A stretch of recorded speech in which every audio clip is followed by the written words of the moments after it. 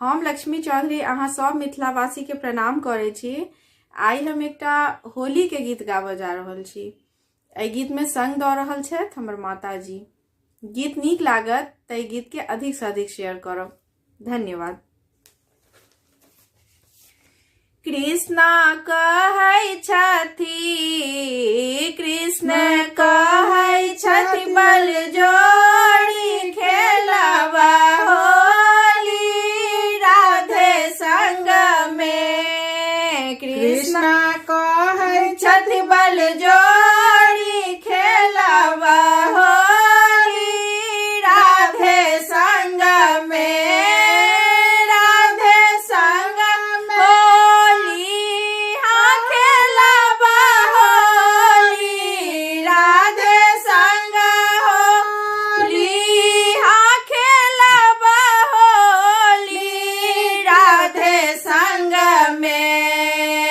कृष्ण कहै छथि, बल जोड़ी खेलबा होली राधे संग में। कृष्ण कहै छथि, बल जोड़ी खेलबा होली राधे संग में। गोकुला नगर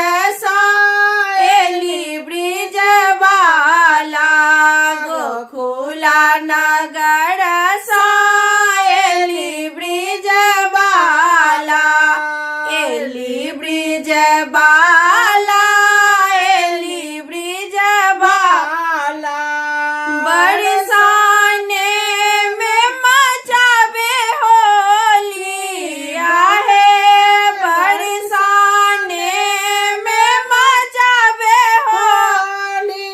कृष्ण कहै छथि, कृष्ण कहै छथि, बल जोड़ी खेलबा होली राधे संग में। कृष्ण कहै छथि, बल जोड़ी खेलबा होली राधे संग में। कृष्ण जी के पहिराना पियर पीताम्बर, कृष्ण जी के पहिराना पियर पीताम्बर, पियर पीताम्बर, पियर पीताम्बर।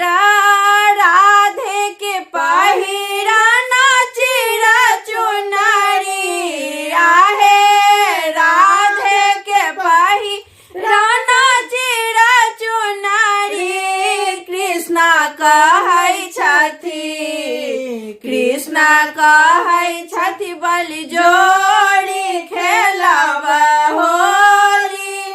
कृष्ण कहै छथि, कृष्ण कहै छथि, बल जोड़ी खेलबा होली राधे संग में।